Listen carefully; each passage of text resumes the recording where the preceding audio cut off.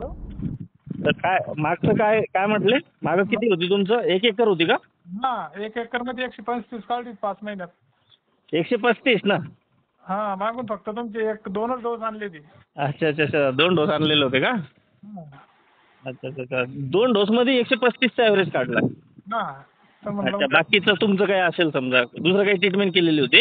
अगोदर काही नाही आता याच वर्षी लिक्विड मोठं काही मोठं सोडलं नव्हतं. अच्छा अच्छा अच्छा अच्छा तर म्हणलं 5 मेला लावू यावर्षी तर तुमची ट्रीटमेंटनुसार काय त्याला अगोदर बियाण्याला काय करायचं काय नाही. चालेल ना चालेल ना.